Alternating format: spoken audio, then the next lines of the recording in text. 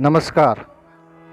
कक्षा 9 सामाजिक विज्ञान विषय की कक्षा में आपका स्वागत है।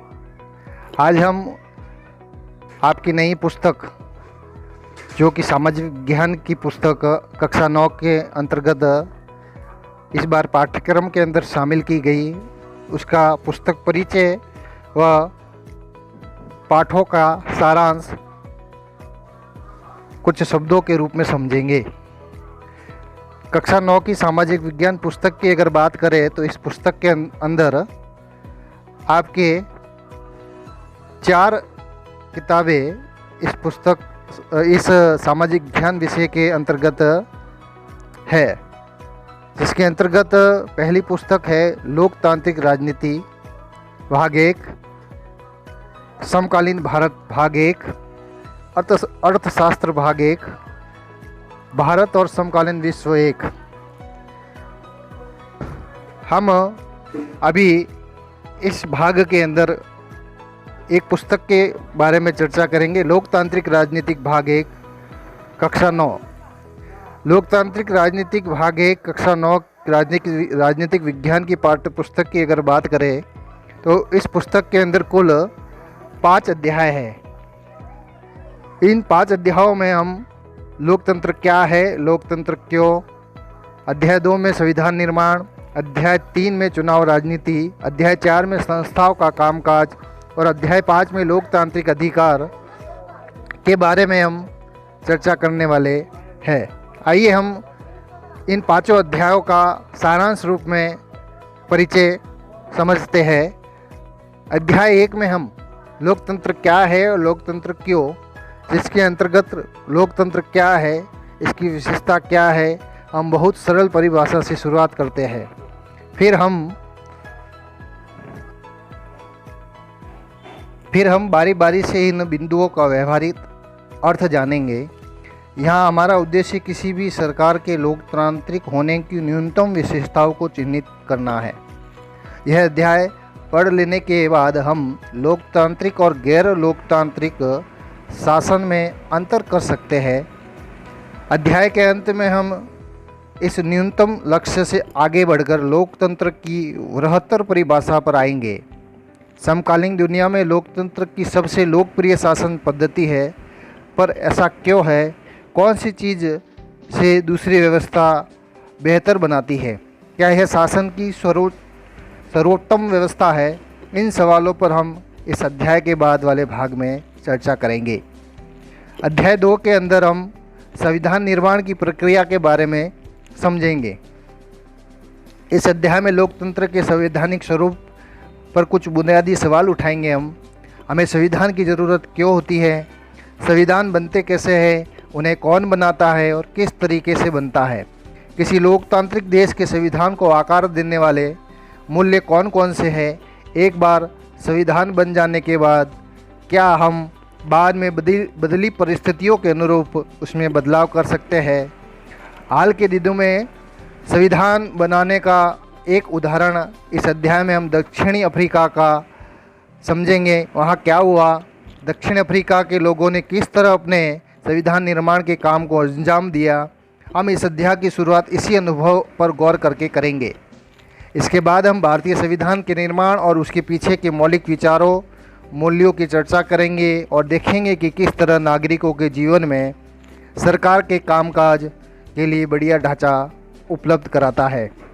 सबसे पहले हम जब इस अध्याय की शुरुआत करेंगे तो हम शुरुआत में इसी अध्याय को इस पुस्तक के पढ़ने वाले हैं। अध्याय 3 के अंदर हम चुनावी राजनीति के बारे में समझेंगे और देखेंगे कि लोकतंत्र में प्रतिनिधियों का चुनाव कैसे होता है।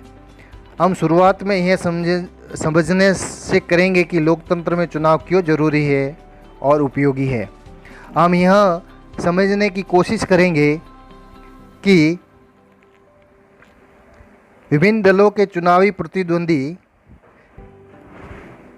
किस तरह लोगों को लाभ पहुंचाती है। फिर हम यह भी सवाल उठाएंगे कि किन चीज़ों के कारण चुनाव लोकतांत्रिक होता है। इसी के सारे हम लोकतांत्रिक और गैर लोकतांत्रिक चुनाव का अंतर समझ पाएंगे। अध्याय के बाकी हिस्से में हम इन्हीं प्रमाणों के आधार पर भारत में हुए चुनाव के मूल्यांकन करेंगे। इस क्रम में हम चुनाव के प्रत्येक चरण यानी विभिन्न चुनाव क्षेत्रों के सीमा निर्धारण से संबंधित चुनाव परिणामों की घोषणा तक पर नज़र डालेंगे। हर चरण में हम यह सवाल पूछेंगे कि क्या होना चाहिए और प्रत्येक चुनाव में क्या होता है। अध्याय के आखिर में हम इस सवाल पर विचार करेंगे कि भारत में हुए चुनाव निष्पक्ष और स्वतंत्र हुए हैं या नहीं। यहाँ हम निष्पक्ष और स्वतंत्र चुनाव कराने की भूमिका पर भी विचार करेंगे। अध्याय 4 के अंदर हम लोकतंत्र संस्थाओं के कामकाज से संबंधित है। इसमें हम समझने का प्रयास करेंगे कि हमारे देश में किस तरह महत्वपूर्ण फैसले करके उन्हें लागू किया जाता है। हम यह भी देखेंगे कि इन फैसलों से संबंधित विवादों को किस तरह सुलझाया जाता है।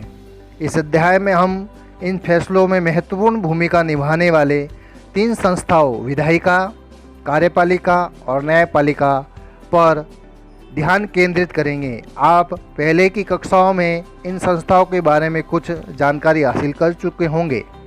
हम यहाँ उनके संक्षेप में वर्णन करके कुछ और महत्वपूर्ण सवालों पर ध्यान देंगे। हर संस्था के संबंध में हम ये प्रश्न करेंगे कि वह किस तरह के काम करती है, एक संस्था से दूसरी संस्था कैसे जुड़ी है, इनके कामों को क्या चीज़ कम या ज़्यादा लोकतांत्रिक बनाती है। इस अध्याय का मुख्य उद्देश्य ये समझाना है कि किस तरह से ये संस्थाएं मिलकर सरकार का काम करती है। कई बार हम इनकी तुलना दूसरी लोकतांत्रिक व्यवस्थाओं की तरह इसी तरह की संस्थाओं से करते हैं। इस अध्याय में हम राष्ट्रीय स्तर की सरकार के कामकाज के उदाहरण देंगे। राष्ट्रीय स्तर पर भारत की सरकार को केंद्र या संघ की सरकार भी कहा जाता है। इस अध्याय को पढ़ते हुए आप अपने प्रदेश की सरकार के कामकाज के उदाहरणों पर भी नज़र रख सकते हैं। इस पुस्तक के अंतिम अध्याय में हम लोकतंत्र के अधिकारों के बारे में, उसके संबंध में चर्चा करेंगे कि चुनाव और संस्थाओं के साथ साथ तीसरा तत्व अधिकारों का उपयोग है। इसकी मौजूदगी भी सरकार के लोकतांत्रिक चरित्र के लिए जरूरी है। बहुत सही ढंग से चुने हुए स्थापित संस्थाओं के माध्यम से काम करने वाले सहायकों को भी यह जरूरी जानना चाहिए कि उन्हें कुछ लक्ष्मण रेखाओं का उल्लंघन नहीं करना है। नागरिकों के लोकतांत्रिक अधिकार ही इन लक्ष्मण रेखाओं का निर्माण करते हैं।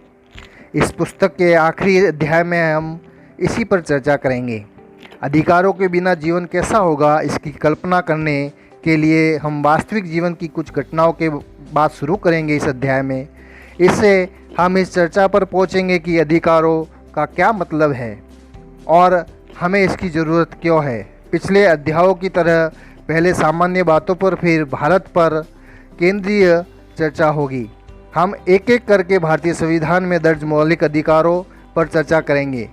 फिर हम इस बात पर गौर करेंगे कि सामान्य आदमी इन अधिकारों का प्रयोग कैसे कर सकता है, इनकी रक्षा कौन करेगा और इनको लागू कौन करेगा।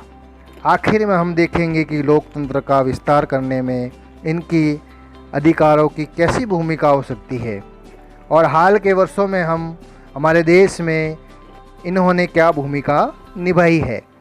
तो इस प्रकार से हम सामाजिक विज्ञान की जो पुस्तक है उसके अंतर्गत आपके 4 पुस्तक है, उसकी पहली पुस्तक जो है लोकतांत्रिक राजनीति, उस पुस्तक के ऊपर चर्चा करेंगे। और उस पुस्तक के ऊपर चर्चा करने से पूर्व हम सबसे पहले एक अध्याय की जो शुरुआत करेंगे इसके अगले वीडियो में, इसके बाद के वीडियो में, उसमें सबसे पहले अध्याय 2 संविधान निर्माण के बारे में हम चर्चा करेंगे।